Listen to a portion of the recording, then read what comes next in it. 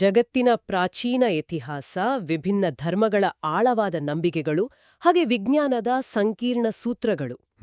ಅಷ್ಟೇ ಅಲ್ಲದೆ ನಿಖರವಾದ ಗಣಿತದ ಲೆಕ್ಕಾಚಾರಗಳು ಮತ್ತು ನಮ್ಮ ದೈನಂದಿನ ಕ್ರೀಡಾ ಜಗತ್ತು ಇವೆಲ್ಲವನ್ನೂ ಬೆಸೆಯುವ ಅಂದ್ರೆ ಒಂದಕ್ಕೊಂದು ಕನೆಕ್ಟ್ ಮಾಡುವ ಒಂದು ಅಗೋಚರ ಎಳೆ ಇದೆ. ಹೌದು. ಆ ಎಳೆ ಕೇವಲ ಒಂದು ಸಂಖ್ಯೆ ಅಂತ ಗೊತ್ತಾದ್ರೆ ಯಾರಿಗಾದ್ರೂ ಬೆರಗಾಗೋದು ಖಂಡಿತ. ಇಂದಿನ ಈ ಆಳವಾದ ವಿಶ್ಲೇಷಣೆಗೆ ಸ್ವಾಗತ. ಇಂದು ನಮ್ಮ ಗಮನಕ್ಕೆ ತರಲಿರುವ ವಿಷಯ ಇಂಥದ್ದೇ ಒಂದು ನಿಗೂಢ ಅಂದ್ರೆ ಅತ್ಯಂತ ಪ್ರಬಲವಾದ ಸಂಖ್ಯೆಯ ಸುತ್ತಲಿನ ರಹಸ್ಯಗಳು. ಖಂಡಿತ. ಯಾವುದೇ ಪ್ರಾಚೀನ ಸಂಸ್ಕೃತಿಯ ಇತಿಹಾಸದ ಪುಟಗಳನ್ನು ತಿರುವಿದಾಗ ಅಥವಾ ವಿಜ್ಞಾನದ ಅತ್ಯಂತ ನಿಖರವಾದ ಸೂತ್ರಗಳನ್ನು ಗಮನಿಸಿದಾಗ ಒಂದು ನಿರ್ದಿಷ್ಟ ಸಂಖ್ಯೆ ನಮ್ಮೆದುರು ಪದೇ ಪದೇ ಬಂದು ನಿಲ್ಲುತ್ತೆ. ಆ ಸಂಖ್ಯೆಯೇ 108. ಅಂದ್ರೆ 108. ಜಗತ್ತಿನಾದ್ಯಂತ ಈ ಸಂಖ್ಯೆಗೆ ಕೇವಲ ಒಂದು ಗಣಿತದ ಮೌಲ್ಯ ಮಾತ್ರ ಇಲ್ಲ, ಅದರಾಚೆಗಿನ ಒಂದು ವಿಶಿಷ್ಟವಾದ ಬಹುತೇಕ ಆಧ್ಯಾತ್ಮಿಕ ಹಾಗೂ ವೈಜ್ಞಾನಿಕ ಸ್ಥಾನವಿದೆ. ಹೌದು. ವಿಭಿನ್ನ ಕಾಲಘಟ್ಟಗಳಲ್ಲಿ ಬೇರೆ ಬೇರೆ ಖಂಡಗಳಲ್ಲಿ ಬದುಕಿದ್ದ ಮನುಷ್ಯರು ಈ ಒಂದೇ ಸಂಖ್ಯೆಯ ಸುತ್ತ ತಮ್ಮ ಜ್ಞಾನವನ್ನ ಕಟ್ಟಿದ್ದಾರೆ ಅಂದ್ರೆ ಇದರಲ್ಲಿ ಅಡಗಿರುವ ರಹಸ್ಯಗಳು ಕೇವಲ ಕಾಕತಾಳೀಯವಾಗಿರಲು ಸಾಧ್ಯವೇ ಇಲ್ಲ. ನಿಜ. ಇಂದಿನ ಈ ಜ್ಞಾನದ ಪಯಣದಲ್ಲಿ ನಾವು 108 ಎಂಬ ಸಂಖ್ಯೆಯ ಅಗಾಧವಾದ ಮಹತ್ವವನ್ನು ಅರಿಯಲಿದ್ದೇವೆ. ನಮ್ಮ ಇಂದಿನ ಈ ಸುದೀರ್ಘ ಚರ್ಚೆಗೆ ಆಧಾರವಾಗಿರುವ ಅತ್ಯಂತ ವಿಸ್ತೃತವಾದ ಹಾಗೂ ಅಚ್ಚರಿ ಮೂಡಿಸುವ ಮಾಹಿತಿಯನ್ನು ಸೌ ಅನಿತಾ ಅರವಿಂದ್ ಸರಾಫ್ ಅವರು ಒದಗಿಸಿದ ಗಾಯತ್ರಿ ಚೈತನ್ಯದಿಂದ ಆಯ್ದುಕೊಳ್ಳಲಾಗಿದೆ. ಪ್ರಾಚೀನ ಕಾಲದ ಜ್ಞಾನಭಂಡಾರದಿಂದ ಹಿಡಿದು ಇಂದಿನ ಆಧುನಿಕ ವಿಜ್ಞಾನದವರೆಗಿನ ಪಯಣದಲ್ಲಿ 108 ಎಂಬ ಸಂಖ್ಯೆ ಏಕಿಷ್ಟೊಂದು ಪ್ರಾಮುಖ್ಯತೆಯನ್ನು ಪಡೆದುಕೊಂಡಿದೆ ಎಂಬುದರ ಹಿಂದಿನ ಕಾರಣಗಳನ್ನು ಆಳವಾಗಿ ವಿಶ್ಲೇಷಿಸುವುದು ನಮ್ಮ ಇಂದಿನ ಮುಖ್ಯ ಉದ್ದೇಶ. ಧರ್ಮ ಮತ್ತು ಆಚರಣೆಗಳ ವಿಷಯದಿಂದಲೇ ಈ ವಿಶ್ಲೇಷಣೆಯನ್ನ ಆರಂಭಿಸಬಹುದು ಅನ್ಸುತ್ತೆ. ಸಾಮಾನ್ಯವಾಗಿ ಹಿಂದೂ ಧರ್ಮದ ನಂಬಿಕೆಗಳನ್ನು ಗಮನಿಸಿದ್ರೆ 3 ಅಂಕೆಯ ಸಂಖ್ಯೆಗಳನ್ನ ಸ್ವಲ್ಪ ಅಶುಭ ಅಂತ ಪರಿಗಣಿಸುವ ವಾಡಿಕೆಯಿದೆ. ನನಗೂ ಅದೇ ಆಶ್ಚರ್ಯ. ಆದರೆ ಈ ನಿಯಮಕ್ಕೆ ಒಂದು ಬೃಹತ್ ಅಪವಾದವೆಂಬಂತೆ 108 ಮಾತ್ರ ಅತ್ಯಂತ ಶುಭದಾಯಕ, ಪವಿತ್ರ ಹಾಗೂ ಪೂರ್ಣತೆಯ ಸಂಕೇತವೊಂದು ಸ್ವೀಕರಿಸಲಾಗಿದೆ. ಅಂದ್ರೆ ಉದಾಹರಣೆಗೆ ಹೇಳೋದಾದ್ರೆ, ಮನುಷ್ಯನ ಜೀವನವನ್ನು ಸರಿದಾರಿಯಲ್ಲಿ ನಡೆಸಲು ಇರುವ 108 ಧರ್ಮನೀತಿಗಳು, ಹಾಗೆಯೇ ವರ್ಷದ ವಿವಿಧ ಕಾಲಘಟ್ಟಗಳಲ್ಲಿ ಆಚರಿಸಲು 108 ಹಬ್ಬಗಳ ಉಲ್ಲೇಖ. ಹೌದು. ದೇವಾಲಯಗಳಲ್ಲಿ ಭಗವಂತನಿಗೆ ಪ್ರದಕ್ಷಿಣೆ ಹಾಕುವಾಗಲೂ ಅಥವಾ ಜಪ ಮಾಡುವಾಗಲೂ ಇದೇ ಸಂಖ್ಯೆಯನ್ನು ಅನುಸರಿಸುವುದು ಕೇವಲ ಒಂದು ಆಚರಣೆಯಲ್ಲ, ಅದೊಂದು ಶಿಸ್ತು. ಅನಿತಾ ಅರವಿಂದ್ ಸರಾಫ್ ಅವರು ಒದಗಿಸಿದ ಗಾಯತ್ರಿ ಚೈತನ್ಯದಲ್ಲಿರುವ ಮತ್ತೊಂದು ಕುತೂಹಲಕಾರಿ ಅಂಶ ಅಂದ್ರೆ ಈ ಸಂಖ್ಯೆಯ ನಂಟು ಕೇವಲ ಹಿಂದೂ ಧರ್ಮಕ್ಕೆ ಸೀಮಿತವಾಗಿಲ್ಲ. ಏಷ್ಯಾ ಖಂಡದಾದ್ಯಂತ ವ್ಯಾಪಿಸಿರುವ ಬೌದ್ಧ ಧರ್ಮದೊಂದಿಗೂ ಇದರ ಸಂಬಂಧ ಬಹಳ ಆಳವಾಗಿದೆ. ಭಗವಾನ್ ಗೌತಮ ಬುದ್ಧರ ಇಡೀ ಜ್ಞಾನವನ್ನು ಭವಿಷ್ಯದ ಪೀಳಿಗೆಗಾಗಿ ದಾಖಲಿಸುವಾಗ ಅದನ್ನು ನಿಖರವಾಗಿ 108 ಖಂಡಗಳಲ್ಲಿ ಅಂದ್ರೆ ವಾಲ್ಯೂಮ್ಸ್ಗಳಲ್ಲಿ ವಿಂಗಡಿಸಲಾಗಿದೆ. ಅಷ್ಟೇ ಅಲ್ಲ, ಭಗವಾನ್ ಬುದ್ಧರ ಪಾದದಲ್ಲಿ 108 ಪವಿತ್ರ ಚಿಹ್ನೆಗಳಿವೆ. ಜಪಾನಿನ ಬೌದ್ಧ ದೇವಾಲಯಗಳಲ್ಲಿ ಒಂದು ವಿಶಿಷ್ಟವಾದ ಪದ್ಧತಿ ಕೂಡ ಇದೆಯಲ್ವಾ? ಹೊಸ ವರ್ಷವನ್ನು ಸ್ವಾಗತಿಸುವಾಗ ಅಲ್ಲಿನ ಬೃಹತ್ ಗಂಟೆಯನ್ನು ಸರಿಯಾಗಿ 108 ಬಾರಿ ಬಾರಿಸಲಾಗತ್ತೆ. ಜಪಾನಿನ ಆ ಆಚರಣೆಯ ಹಿಂದಿನ ತತ್ವ ಬಹಳ ಅರ್ಥಪೂರ್ಣವಾಗಿದೆ. ಬೌದ್ಧ ಧರ್ಮದ ಪ್ರಕಾರ ಮನುಷ್ಯನನ್ನು ಕಾಡುವ 108 ಪ್ರಾಪಂಚಿಕ ಆಸೆಗಳು ಅಥವಾ ಕ್ಲೇಶಗಳಿವೆ. ಹೊಸ ವರ್ಷದ ಆರಂಭದಲ್ಲಿ ಗಂಟೆಯನ್ನ 108 ಬಾರಿ ಬಾರಿಸುವ ಮೂಲಕ ಆ ಪ್ರತಿಯೊಂದು ನಕಾರಾತ್ಮಕ ಆಸೆಯಿಂದ ಮುಕ್ತಿ ಪಡೆಯುವ ಸಾಂಕೇತಿಕ ಪ್ರಯತ್ನವದು. ಚೀನಾದ ಶಾವಲಿನ್ ದೇವಾಲಯದ ಶಾಲೆಗಳಲ್ಲಿ ಕಲಿಸುವ ಸಮರಕಲೆಯ ಅಂದ್ರೆ ಮಾರ್ಷಲ್ ಆರ್ಟ್ಸ್ನ ಮೂಲ ವಿನ್ಯಾಸಗಳು ಕೂಡ ನಿಖರವಾಗಿ 108 ಅಂತ ಓದಿದ್ದೆ. ಹೌದು. ಇದು ಕೇವಲ ದೈಹಿಕ ಕಸರತ್ತಲ್ಲ, ದೇಹ ಮತ್ತು ಮನಸ್ಸನ್ನು ಒಂದು ಶಿಸ್ತಿಗೆ ಒಳಪಡಿಸುವ ಪ್ರಕ್ರಿಯೆ. ಜೈನ ಸಂಪ್ರದಾಯವನ್ನು ಗಮನಿಸಿದರೂ ಅಲ್ಲಿ ಓರ್ವ ಪರಿಪೂರ್ಣ ವ್ಯಕ್ತಿ ಹೊಂದಿರಬೇಕಾದ 108 ಸದ್ಗುಣಗಳ ಬಗ್ಗೆ ಬಲವಾದ ನಂಬಿಕೆಯಿದೆ. ಈ ಸಂಖ್ಯೆಯ ವ್ಯಾಪ್ತಿ ಪೂರ್ವದ ಧರ್ಮಗಳನ್ನು ದಾಟಿ ಪ್ರಪಂಚದ ಇತರ ಪ್ರಮುಖ ಧರ್ಮಗಳಲ್ಲೂ ಹಾಸುಹೊಕ್ಕಾಗಿದೆ ಎನ್ನುವುದು ನಮ್ಮ ದೃಷ್ಟಿಕೋನವನ್ನು ಮತ್ತಷ್ಟು ವಿಸ್ತಾರಗೊಳಿಸುತ್ತೆ. ಇಸ್ಲಾಂ ಧರ್ಮದ ಆಧ್ಯಾತ್ಮಿಕ ಚಿಂತನೆಗಳಲ್ಲಿ 108 ದೇವರ ಸಂಖ್ಯೆ ಅಂತ ನಂಬಲಾಗುತ್ತೆ. ಇನ್ನು ಕ್ರೈಸ್ತ ಧರ್ಮದ ಕಡೆಗೆ ಗಮನ ಹರಿಸಿದ್ರೆ ಆಧ್ಯಾತ್ಮಿಕ ವಲಯದಲ್ಲಿ ಇದನ್ನು ದೇವದೂತ ಸಂಖ್ಯೆ ಅಥವಾ ಏಂಜಲ್ ನಂಬರ್ ಅಂತ ಕರೆಯುವ ಪದ್ಧತಿಯಿದೆ. ಬೈಬಲ್ನಂತಹ ಪವಿತ್ರ ಗ್ರಂಥದಲ್ಲಿಯೂ ಇದರ ಛಾಪು ನಮಗೆ ಸ್ಪಷ್ಟವಾಗಿ ಗೋಚರಿಸುತ್ತೆ. ಹಳೆಯ ಹಾಗೂ ಹೊಸ ಒಡಂಬಡಿಕೆಗಳನ್ನು ಸೂಕ್ಷ್ಮವಾಗಿ ಅಧ್ಯಯನ ಮಾಡಿದಾಗ ಈ ಸಂಖ್ಯೆಯ ಪುನರಾವರ್ತನೆ ನಮ್ಮ ಗಮನ ಸೆಳೆಯುತ್ತೆ. ಪವಿತ್ರ ಬೈಬಲ್ ಗ್ರಂಥದಲ್ಲಿ ಫಸ್ಟ್ ಬಾರ್ನ್ ಅಥವಾ ಪ್ರಥಮ ಜನ್ಮ ಎಂಬ ಅತ್ಯಂತ ಮಹತ್ವದ ಪದವನ್ನು ನಿಖರವಾಗಿ 108 ಬಾರಿ ಉಪಯೋಗಿಸಲಾಗಿದೆ. ಇದು ನಿಜಕ್ಕೂ ಆಶ್ಚರ್ಯ. ಹಾಗೇ ಹೊಸ ಒಡಂಬಡಿಕೆಯ ಬೈಬಲ್ ಗ್ರಂಥದಲ್ಲಿ ಮನುಷ್ಯನ ನೈತಿಕತೆಗೆ ಸಂಬಂಧಿಸಿದ ಇನ್ ಟ್ರೂತ್ ಅಂದ್ರೆ ಸತ್ಯ ಹಾಗೂ ಟು ಫರ್ಗಿವ್ ಅಂದ್ರೆ ಕ್ಷಮಿಸುವುದು ಎಂಬ ಪದಗಳು ಕೂಡ 108 ಬಾರಿಯೇ ಬಳಕೆಯಾಗಿವೆ. ಸಿಖ್ ಧರ್ಮದ ಆಚರಣೆಗಳಲ್ಲಿಯೂ ಜಪಮಾಲೆಯ ಬದಲು ಉಣ್ಣೆಯ ದಾರದಿಂದ ಮಾಡಿದ 108 ಗಂಟುಗಳನ್ನು ಹೊಂದಿರುವ ಮಾಲೆಯನ್ನು ಧ್ಯಾನಕ್ಕಾಗಿ ಬಳಸಲಾಗುತ್ತೆ. ಮನುಕುಲದ ಬೇರೆ ಬೇರೆ ಧರ್ಮಗಳು ಬೇರೆ ಬೇರೆ ಭಾಷೆಗಳಲ್ಲಿ ಮಾತನಾಡಿದರೂ ಅವೆಲ್ಲವೂ 108ರ ವಿಚಾರದಲ್ಲಿ ಮಾತ್ರ ಒಂದೇ ನಿಲುವನ್ನು ಹೊಂದಿವೆ ಅಲ್ವಾ? ಖಂಡಿತ. ಧಾರ್ಮಿಕ ಗ್ರಂಥಗಳು ಮತ್ತು ಆಚರಣೆಗಳಿಂದ ತುಸು ಹೊರಬಂದು ಜಗತ್ತಿನ ಪ್ರಸಿದ್ಧ ಐತಿಹಾಸಿಕ ಸ್ಮಾರಕಗಳತ್ತ ನಮ್ಮ ದೃಷ್ಟಿ ಹಾಯಿಸಿದ್ರೆ ಈ ಸಂಖ್ಯೆಯನ್ನು ಕಲ್ಲಿನಲ್ಲೂ ಕೆತ್ತಿರುವುದು ನಮಗೆ ಅರಿವಾಗುತ್ತೆ. ಪ್ರಾಚೀನ ವಾಸ್ತುಶಿಲ್ಪಿಗಳು ಈ ಸಂಖ್ಯೆಯನ್ನು ಒಂದು ಪವಿತ್ರ ಅಳತೆಗೋಲಾಗಿ ಬಳಸಿದ್ದಾರೆ. ಉದಾಹರಣೆಗೆ ನೇಪಾಳದಲ್ಲಿರುವ ಪ್ರಸಿದ್ಧ ಮುಕ್ತಿನಾಥ ದೇವಾಲಯವನ್ನು ನೋಡಬಹುದು. ಅಲ್ಲಿ ಭಕ್ತರು ಸ್ನಾನ ಮಾಡಲು ನಿರ್ಮಿಸಿರುವ ಜಲಸ್ರೋತಗಳು ಅಥವಾ ವಾಟರ್ ಸ್ಪೌಟ್ಸ್ ನಿಖರವಾಗಿ 108 ಗೋಮುಖಗಳನ್ನು ಹೊಂದಿವೆ. ಹಾಗೆಯೇ ಕಾಂಬೋಡಿಯಾದ ಜಗತ್ಪ್ರಸಿದ್ಧ ಅಂಕೋರ್ ವಾಟ್ ದೇವಾಲಯದ ಪ್ರವೇಶ ದ್ವಾರದಲ್ಲಿ ಬೃಹದಾಕಾರದ 108 ದೇವ ಮತ್ತು ದಾನವರ ಶಿಲಾಕೃತಿಗಳಿವೆ. ಈ ಐತಿಹಾಸಿಕ ಸ್ಮಾರಕಗಳ ಪಟ್ಟಿಗೆ ಮಂಗೋಲಿಯಾದ ಉರ್ಗಾ ಎಂಬ ಮುಖ್ಯ ಬೌದ್ಧ ದೇವಾಲಯವನ್ನು ಸೇರಿಸಿಕೊಳ್ಳಲೇಬೇಕು. ಈ ಇಡೀ ದೇವಾಲಯದ ವಾಸ್ತುಶಿಲ್ಪ ನಿಂತಿರುವುದೇ 108 ಬೃಹತ್ ಸ್ತಂಭಗಳ ಮೇಲೆ. ನೇಪಾಳದ ಕಠ್ಮಂಡುವಿನಲ್ಲಿರುವ ಬೌದ್ಧನಾದ ಸ್ತೂಪದ ಆಧಾರದ ಅಡಿಗಲ್ಲಿನಲ್ಲಿ 108 ಧ್ಯಾನಸ್ಥ ಬುದ್ಧ ಭಗವಾನರ ಚಿತ್ರಗಳನ್ನು ಕೆತ್ತಲಾಗಿದೆ.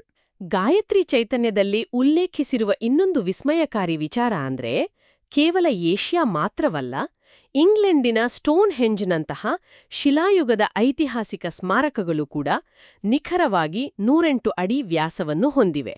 ಆ ಕಾಲದ ಜನರಿಗೆ ಯಾವುದೇ ಆಧುನಿಕ ಉಪಕರಣಗಳಿಲ್ಲದಿದ್ದರೂ ಪ್ರಕೃತಿಯ ಒಂದು ನಿರ್ದಿಷ್ಟ ಲಯಕ್ಕೆ ತಕ್ಕಂತೆ ತಮ್ಮ ಸ್ಮಾರಕಗಳನ್ನು ನಿರ್ಮಿಸುವ ಜ್ಞಾನವಿತ್ತು ಎಂಬುದಕ್ಕೆ ಇವೆಲ್ಲವೂ ಸಾಕ್ಷಿಯಾಗಿ ನಿಲ್ತವೆ.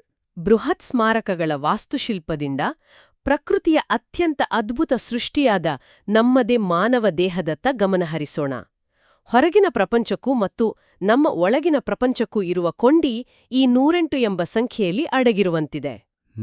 ವೇದ ಹಾಗೂ ಪುರಾತನ ವೈದ್ಯ ಪದ್ಧತಿಯ ನಂಬಿಕೆ ಅಷ್ಟೇ ಅಲ್ಲ, ಮಾನವರು ತಮ್ಮ ಜೀವಕೋಶಗಳಲ್ಲಿ ಹಿಂದಿನ 108 ಜನ್ಮಗಳ ಸ್ಮರಣೆಯನ್ನು ಅಡಗಿಸಿಟ್ಟುಕೊಂಡಿರುತ್ತಾರೆ ಎಂಬ ಆಳವಾದ ದಾರ್ಶನಿಕ ವಿಚಾರವೂ ನಮ್ಮ ಪ್ರಾಚೀನ ಗ್ರಂಥಗಳಲ್ಲಿದೆ. ಮರ್ಮ ಬಿಂದುಗಳ ವಿಚಾರವನ್ನು ಇನ್ನಷ್ಟು ಬಿಡಿಸಿ ಹೇಳೋದಾದರೆ ಇವು ಕೇವಲ ಭೌತಿಕ ಬಿಂದುಗಳಲ್ಲ, ಬದಲಿಗೆ ನಮ್ಮ ಪ್ರಜ್ಞೆ ಮತ್ತು ಭೌತಿಕ ಶರೀರ ಸಂಧಿಸುವ ಜಾಗಗಳು. ಈ 108 ಬಿಂದುಗಳ ಮೂಲಕವೇ ಇಡೀ ದೇಹದ ಆರೋಗ್ಯ ನಿಯಂತ್ರಿಸಲ್ಪಡುತ್ತೆ. ಭೌತಿಕ ದೇಹದ ಜೊತೆಗೆ ಮಾನವನ ಮನಸ್ಸಿನ ಭಾವನೆಗಳ ಸಂಪರ್ಕವನ್ನು ಅರ್ಥಮಾಡಿಕೊಳ್ಳುವುದು ಕೂಡ ಅಷ್ಟೇ ಮುಖ್ಯ. ಬೌದ್ಧ ಧರ್ಮದ ಹಾಗೂ ಆಯುರ್ವೇದ ಶಾಸ್ತ್ರದ ಆಳವಾದ ಅಧ್ಯಯನದ ಪ್ರಕಾರ ಮನುಷ್ಯನ ಮನಸ್ಸಿನಲ್ಲಿ ಮೂಲಭೂತವಾಗಿ 108 ಪ್ರಕಾರದ ಭಾವನೆಗಳು ಉತ್ಪತ್ತಿಯಾಗುತ್ತವೆ. ಅದನ್ನು ಕಾಲಘಟ್ಟಗಳಿಗೆ ವಿಭಜಿಸಿ ವಿಶ್ಲೇಷಿಸಲಾಗಿದೆಯಲ್ವಾ? ಹೌದು. ಭೂತಕಾಲದ ನೆನಪುಗಳಿಂದ ಹುಟ್ಟುವ 36 ಭಾವನೆಗಳು, ವರ್ತಮಾನದ ಪ್ರತಿಕ್ರಿಯೆಗಳಿಂದ ಹುಟ್ಟುವ 36 ಭಾವನೆಗಳು ಮತ್ತು ಭವಿಷ್ಯತ್ಕಾಲದ ನಿರೀಕ್ಷೆ ಅಥವಾ ಭಯದಿಂದ ಹುಟ್ಟುವ 36 ಭಾವನೆಗಳು. ಅಂದ್ರೆ 36, 36, 36. ನಿಖರವಾಗಿ. ಒಟ್ಟಾರೆಯಾಗಿ ಈ 108 ಭಾವನೆಗಳೇ ಮನುಷ್ಯನ ಸಂಪೂರ್ಣ ಮಾನಸಿಕ ಸ್ಥಿತಿಯನ್ನು ನಿರ್ಧರಿಸುತ್ತವೆ. ನಮ್ಮ ಮಾನಸಿಕ ಹಾಗೂ ಶಾರೀರಿಕ ಸ್ಥಿತಿಯನ್ನು ಸಮತೋಲನದಲ್ಲಿಡಲು ಈ 108ರ ಗಣಿತವನ್ನು ಅರ್ಥಮಾಡಿಕೊಳ್ಳುವುದು ಅನಿವಾರ್ಯ ಎನಿಸುತ್ತೆ. ಇದೇ ಕಾರಣಕ್ಕಾಗಿಯೇ ಯೋಗಾಭ್ಯಾಸದಲ್ಲಿ ಈ ಸಂಖ್ಯೆಗೆ ಅತ್ಯುನ್ನತ ಸ್ಥಾನ ನೀಡಲಾಗಿದೆ ಎನಿಸುತ್ತೆ. ಯೋಗದಲ್ಲಿ 108 ಸೂರ್ಯ ನಮಸ್ಕಾರಗಳ ಮಹತ್ವವನ್ನು ನಾವು ಕೇಳಿಯೇ ಇರ್ತೇವೆ. ಉಸಿರಾಟದ ಕ್ರಿಯೆಗೆ ಬಂದರೆ ಪ್ರಾಣಾಯಾಮಕ್ಕೂ ಮತ್ತು ಜಪಮಾಲೆಯಲ್ಲಿರುವ 108 ಮಣಿಗಳಿಗೂ ನೇರವಾದ ಸಂಬಂಧವಿದೆ. ನಿಖರವಾಗಿ 108 ಬಾರಿ ಪ್ರಾಣಾಯಾಮವನ್ನು ಮಾಡಿದಾಗ ಉಸಿರಾಟದ ಒಂದು ಸಂಪೂರ್ಣ ಚಕ್ರವು ಮುಕ್ತಾಯಗೊಂಡು ಮನಸ್ಸು ಸಂಪೂರ್ಣ ಶಾಂತ ಸ್ಥಿತಿಗೆ ತಲುಪುತ್ತೆ. ಚೀನಾ ಬೌದ್ಧ ಹಾಗೂ ತಾವೋ ಧರ್ಮಗಳಲ್ಲಿ ಈ 108 ಮಣಿಗಳ ಮಾಲೆಯನ್ನು 3 ಭಾಗಗಳಾಗಿ ವಿಂಗಡಿಸಿ ಅತ್ಯಂತ ಕಠಿಣ ಸಾಧನೆಗಾಗಿ ಉಪಯೋಗಿಸುತ್ತಾರೆ. ಟಿಬೆಟ್ ಬೌದ್ಧರಿಗೂ ಈ 108 ಮಣಿಗಳ ಜಪಮಾಲೆ ಅಷ್ಟೇ ಪವಿತ್ರ. ಯೋಗದ ಆಳವಾದ ಮಗ್ಗುಲಾದ ಕುಂಡಲಿನಿ ಯೋಗದಲ್ಲಿ ಇದರ ಪ್ರಭಾವ ಮತ್ತಷ್ಟು ಸೂಕ್ಷ್ಮವಾಗಿದೆ. ಕುಂಡಲಿನಿ ವಿಜ್ಞಾನದ ಪ್ರಕಾರ ನಮ್ಮ ಶರೀರದಲ್ಲಿರುವ ಒಟ್ಟು 108 ಪ್ರಮುಖ ಶಕ್ತಿ ರೇಖೆಗಳು ನಮ್ಮ ಹೃದಯದೊಂದಿಗೆ ಸಂಪರ್ಕದಲ್ಲಿರ್ತವೆ ಹಾಗೂ ನಾಡಿಗಳು ಅನಾಹತ ಚಕ್ರದೊಂದಿಗೆ ಬೆಸೆದುಕೊಂಡಿರ್ತವೆ. ಇದರಲ್ಲಿ ಅತ್ಯಂತ ಪ್ರಮುಖವಾದ ಅಂಶ ಅಂದ್ರೆ ಈ 108 ಶಕ್ತಿ ರೇಖೆಗಳಲ್ಲಿ ಒಂದು ನಿರ್ದಿಷ್ಟವಾದ ರೇಖೆಯು ನೇರವಾಗಿ ನಮ್ಮ ಆತ್ಮಶೋಧನೆಗೆ ಅಂದ್ರೆ ಸೆಲ್ಫ್ ರಿಯಲೈಸೇಷನ್ಗೆ ದಾರಿ ಮಾಡಿಕೊಡುತ್ತೆ. ಅಂದ್ರೆ ನಮ್ಮ ಆಂತರಿಕ ಜಾಗೃತಿಗೆ, ನಮ್ಮ ಅಸ್ತಿತ್ವದ ಮೂಲವನ್ನು ಅರಿಯಲು ಈ ಸಂಖ್ಯೆ ಒಂದು ಬೃಹತ್ ಬೀಗದ ಕೈಯಂತೆ ಕೆಲಸ ಮಾಡುತ್ತೆ. ಸೌ ಅನಿತಾ ಅರವಿಂದ್ ಸರಾಫ್ ಅವರು ಒದಗಿಸಿದ ಗಾಯತ್ರಿ ಚೈತನ್ಯದಲ್ಲಿ ಮನುಷ್ಯನ ಆಂತರಿಕ ಪ್ರಪಂಚದ ಜೊತೆಗೆ ಹೊರಗಿನ ಬ್ರಹ್ಮಾಂಡದ ರಚನೆಯನ್ನು ಈ ಸಂಖ್ಯೆಯ ಮೂಲಕ ವಿವರಿಸಲಾಗಿದೆ. ಜ್ಯೋತಿಷ್ಯ ಶಾಸ್ತ್ರದ ಲೆಕ್ಕಾಚಾರವನ್ನು ಮುಂದಿಟ್ಟಾಗ ಈ ಜ್ಞಾನದ ಪಯಣ ನಮ್ಮ ಕಲ್ಪನೆಗೂ ಮೀರಿದ ವಿಸ್ತಾರವನ್ನು ಪಡೆದುಕೊಳ್ಳುತ್ತೆ. ಹೌದು. ಜ್ಯೋತಿಷ್ಯದ ಪ್ರಕಾರ ನಮ್ಮ ತೇಜೋಗಣವಲ್ಲಿ ಒಟ್ಟು 27 ನಕ್ಷತ್ರಗಳಿವೆ. ಪ್ರತಿಯೊಂದು ನಕ್ಷತ್ರವನ್ನು ಆಕಾಶದ ನಿರ್ದಿಷ್ಟ ನಿರ್ದೇಶಾಂಕಗಳಾಗಿ ವಿಂಗಡಿಸಲು 4 ಪಾದಗಳಾಗಿ ಮಾಡಲಾಗಿದೆ. ಅಂದ್ರೆ 27 ನಕ್ಷತ್ರಗಳು ಮತ್ತು ಪ್ರತಿಯೊಂದಕ್ಕೂ 4 ಪಾದಗಳು. ಇವೆರಡನ್ನೂ ಗುಣಿಸಿದರೆ ಬರುವ ಉತ್ತರವೇ 108. ಇದು ನಮ್ಮ ಇಡೀ ಆಕಾಶಗಂಗೆಯನ್ನು ಅಳೆಯುವ ಪ್ರಾಚೀನ ಮಾಪನ. ಆಕಾಶದ ಈ ಗಣಿತವನ್ನು ಮತ್ತೊಂದು ದೃಷ್ಟಿಕೋನದಿಂದಲೂ ವಿಶ್ಲೇಷಿಸಬಹುದು. ಜ್ಯೋತಿಷ್ಯದಲ್ಲಿ 12 ರಾಶಿಗಳು ಮತ್ತು 9 ಗ್ರಹಗಳ ವಿಚಾರ ಬರುತ್ತದೆ. 12 ರಾಶಿಗಳನ್ನು ಈ 9 ಗ್ರಹಗಳೊಂದಿಗೆ ಗುಣಿಸಿದಾಗಲೂ ನಮಗೆ ದೊರೆಯುವ ಸಂಖ್ಯೆ 108. ಈ 9 ಗ್ರಹಗಳು 12 ರಾಶಿಗಳ ಚಕ್ರವನ್ನು ಸುತ್ತುವಾಗ ನಮ್ಮ ಜೀವನದ ಮೇಲೆ 108 ವಿಭಿನ್ನ ರೀತಿಯ ಪ್ರಭಾವಗಳನ್ನು ಅಥವಾ ಬದಲಾವಣೆಗಳನ್ನು ತರ್ತವೆ ಎಂದು ಪ್ರಾಚೀನ ಋಷಿಗಳು ವಿಶ್ಲೇಷಿಸಿದ್ದಾರೆ. ಇದು ಕೇವಲ ಭಾರತೀಯ ಜ್ಯೋತಿಷ್ಯಕ್ಕೆ ಸೀಮಿತವಾಗಿಲ್ಲ. ಚೀನಿ ಜ್ಯೋತಿಷ್ಯದಲ್ಲಿಯೂ 108 ಶುಭಫಲ ನೀಡುವ ಪಾವನ ನಕ್ಷತ್ರಗಳಿರುವುದನ್ನು ನಾವು ಕಾಣಬಹುದು. ಬ್ರಹ್ಮಾಂಡದ ಚಲನೆಗೂ ಮನುಷ್ಯನ ಭವಿಷ್ಯಕ್ಕೂ ಇರುವ ಸಂಬಂಧವನ್ನು ಈ ಸಂಖ್ಯೆ ಸ್ಪಷ್ಟವಾಗಿ ನಿರ್ಧರಿಸುತ್ತೆ. ಜ್ಯೋತಿಷ್ಯ ಹಾಗೂ ವಿಜ್ಞಾನವನ್ನು ಅದ್ಭುತವಾಗಿ ಬೆಸೆಯುವ ಮತ್ತೊಂದು ಮಾಹಿತಿಯೂ ಇಲ್ಲಿದೆ. ಜ್ಯೋತಿಷ್ಯದಲ್ಲಿ ಬೆಳ್ಳಿಯು ಚಂದ್ರನನ್ನು ಪ್ರತಿನಿಧಿಸುತ್ತೆ ಮತ್ತು ಇದು ಮನಸ್ಸಿನ ಶಾಂತಿಗೆ ಸಂಬಂಧಿಸಿದೆ. ವಿಜ್ಞಾನದ ಪ್ರಕಾರ ಈ ಬೆಳ್ಳಿಯ ಪರಮಾಣು ತೂಕ ಅಂದ್ರೆ ಅಟಾಮಿಕ್ ವೇಟ್ ಸರಿಯಾಗಿ 108 ಆಗಿರೋದು ಅತ್ಯಂತ ಬೆರಗುಗೊಳಿಸುವ ವಿಚಾರ. ವೈದಿಕ ಜ್ಯೋತಿಷ್ಯದ ಪ್ರಕಾರ ಮನುಷ್ಯರು ತಮ್ಮ ಜೀವಿತಾವಧಿಯಲ್ಲಿ ವಿಭಿನ್ನ ಗ್ರಹಗಳ ಮಹಾದಶೆಗಳನ್ನು ಕ್ರಮಿಸಬೇಕಾಗುತ್ತೆ. ಒಬ್ಬ ಮನುಷ್ಯ ತನ್ನ ಜೀವನದ ಎಲ್ಲಾ ಗ್ರಹಗಳ ದಶೆಗಳನ್ನು ಪೂರೈಸಿ ಒಂದು ರೀತಿಯ ಪೂರ್ಣತ್ವವನ್ನು ಅಥವಾ ಜ್ಞಾನೋದಯವನ್ನು ಪ್ರಾಪ್ತಿ ಮಾಡಿಕೊಳ್ಳುವುದು ತನ್ನ 108ನೇ ವಯೋಮಾನದಲ್ಲಿ ಎಂಬ ನಂಬಿಕೆಯಿದೆ. ಈ ಎಲ್ಲಾ ವಿಚಾರಗಳು ಬ್ರಹ್ಮಾಂಡದ ಭೌತಿಕ ನಿಯಮಗಳಿಗೂ ಮತ್ತು ನಮ್ಮ ಪ್ರಾಚೀನ ಗಣಿತಕ್ಕೂ ಇರುವ ನಿಗೂಢ ಸೇತುವೆಯಂತಿದೆ. ಗಣಿತದ ವಿಚಾರ ಬಂದಾಗ ಭಾರತೀಯ ಖ್ಯಾತ ಗಣಿತಜ್ಞರಾದ ಡಿ.ಆರ್. ಕಾಪ್ರೇಕರ್ ಅವರ ಅದ್ಭುತ ಸಿದ್ಧಾಂತವೊಂದನ್ನು ನಾವು ನೆನಪಿಸಿಕೊಳ್ಳಲೇಬೇಕು.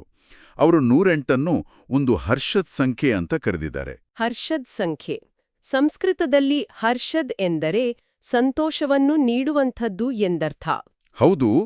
ಇದರ ಹಿಂದಿನ ಗಣಿತದ ತರ್ಕ ಬಹಳ ಸುಂದರವಾಗಿದೆ. 108ರ ಅಂಕಿಗಳನ್ನು ಬಿಡಿಸಿ ಕೂಡಿಸಿದಾಗ ಅಂದರೆ 1 + 0 + 8 ಮಾಡಿದಾಗ ಬರುವ ಮೊತ್ತ 9. ಈಗ 108ನ್ನು ಈ 9ರಿಂದ ಭಾಗಿಸಿದಾಗ ಉತ್ತರ 12 ಬರ್ತದೆ. ಅಂದ್ರೆ ಯಾವ ಸಂಖ್ಯೆ ತನ್ನದೇ ಅಂಕಿಗಳ ಮೊತ್ತದಿಂದ ಸಂಪೂರ್ಣವಾಗಿ ಯಾವುದೇ ಶೇಷವಿಲ್ಲದೆ ಭಾಗಿಸಲ್ಪಡ್ತದೆಯೋ ಅದು ಹರ್ಷದ್ ಸಂಖ್ಯೆ. ಇದಲ್ಲದೆ ಗಣಿತದಲ್ಲಿ 108ನ್ನು ಒಂದು ಸಮೃದ್ಧಿಯ ಸಂಖ್ಯೆ ಹಾಗೂ ಸ್ವಯಂ ಸಂಖ್ಯೆ ಎಂದು ವಿಶೇಷವಾಗಿ ಗುರುತಿಸಲಾಗುತ್ತೆ. ಗಣಿತದ ಈ ಲಯವನ್ನು ವಿವರಿಸುವ ಮತ್ತೊಂದು ಸುಂದರವಾದ ಹಾಗೂ ಅತ್ಯಂತ ಆಕರ್ಷಕವಾದ ಸಮೀಕರಣವನ್ನು ಗಾಯತ್ರಿ ಚೈತನ್ಯದಲ್ಲಿ ನೀಡಲಾಗಿದೆ. 1^1 ಗುಣಿಸು 2^2 ಗುಣಿಸು 3^3. ಹೌದು. ಇದನ್ನು ಬಿಡಿಸಿ ಬರೆದಾಗ 1 × 4 × 27 ಆಗುತ್ತೆ. ಇವುಗಳನ್ನು ಗುಣಿಸಿದಾಗ ಬರುವ ನಿಖರವಾದ ಉತ್ತರ 108. ಇದು ಪ್ರಕೃತಿಯಲ್ಲಿ ಗಣಿತದ ಲಯ ಹೇಗೆ ಹಾಸುಹೊಕ್ಕಾಗಿದೆ ಮತ್ತು ಬ್ರಹ್ಮಾಂಡದ ರಚನೆಯಲ್ಲಿ ಎಂಥದೊಂದು ಅಚ್ಚುಕಟ್ಟಾದ ವಿನ್ಯಾಸ ಅಡಗಿದೆ ಎಂಬುದಕ್ಕೆ ಒಂದು ಅತ್ಯುತ್ತಮ ನಿದರ್ಶನ. ಖಂಡಿತ. ಗಣಿತದ ಈ ಪರಿಪೂರ್ಣತೆ ಕೇವಲ ಕಾಗದದ ಮೇಲಿನ ಸಮೀಕರಣಗಳಿಗೆ ಮಾತ್ರ ಸೀಮಿತವಾಗಿಲ್ಲ. ಇದು ಆಧುನಿಕ ವಿಜ್ಞಾನದ ಸಾಧನೆಗಳಲ್ಲೂ ಪ್ರತಿಫಲಿಸುತ್ತೆ.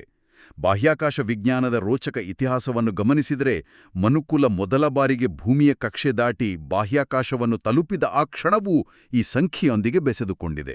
ಹೌದು. ರಷ್ಯಾದ ಪ್ರಸಿದ್ಧ ಗಗನಯಾತ್ರಿ ಯೂರಿ ಗಗಾರಿನ್ ಅವರು ಬಾಹ್ಯಾಕಾಶದಲ್ಲಿ ತಮ್ಮ ಗಗನನೌಕೆಯಲ್ಲಿ ಕಳೆದ ನಿಖರವಾದ ಸಮಯ ಬರೋಬ್ಬರಿ 108 ನಿಮಿಷಗಳು. ಮಾನವನ ಈ ಬೃಹತ್ ಸಾಧನೆಗೆ ಪ್ರಕೃತಿ ತಾನೇ ನಿಗದಿಪಡಿಸಿದ ಸಮಯದಂತೆ ಇದು ಭಾಸವಾಗುತ್ತೆ.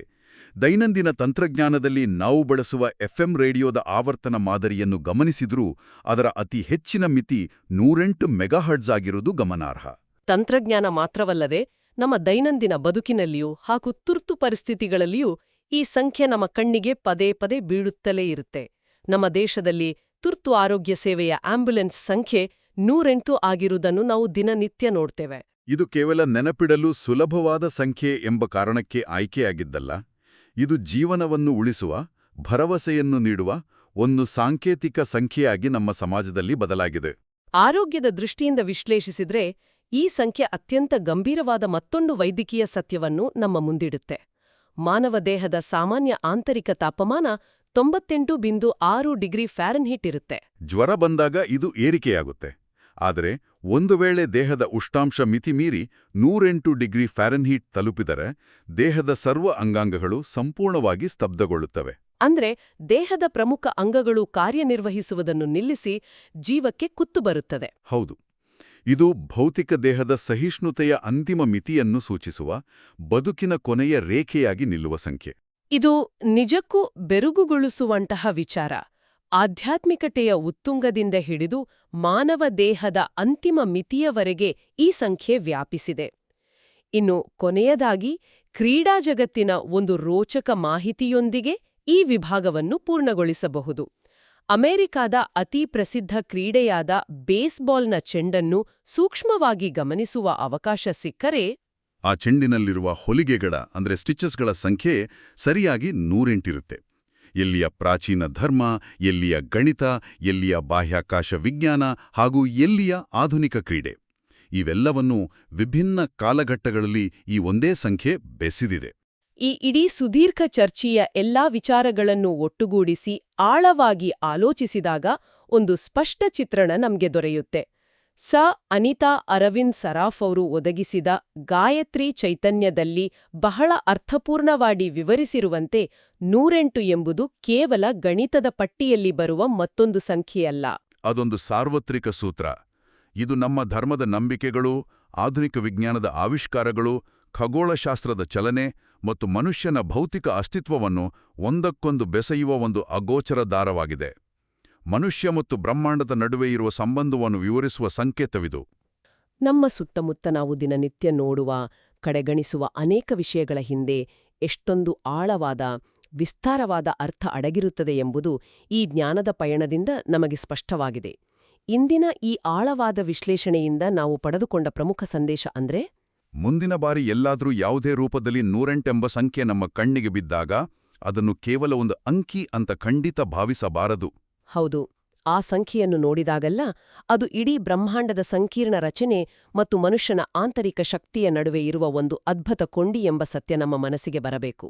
ಪ್ರಕೃತಿಯು ತನ್ನ ದೇಹದ ಭಾಷೆಯಲ್ಲಿ ಗಣಿತದ ಅದ್ಭುತ ವಿನ್ಯಾಸದ ಮೂಲಕ ನಮ್ಮೊಂದಿಗೆ ಹೇಗೆ ನಿರಂತರವಾಗಿ ಸಂವಹನ ನಡೆಸುತ್ತಿದೆ ಮತ್ತು ನಮ್ಮ ಬದುಕಿನ ಪ್ರತಿಯೊಂದು ಹೆಜ್ಜೆಯನ್ನು ಹೇಗೆ ನಿಯಂತ್ರಿಸುತ್ತಿದೆ ಎಂಬುದರ ಅರಿವು ನಮ್ಮಲ್ಲಿ ಮೂಡಬೇಕು.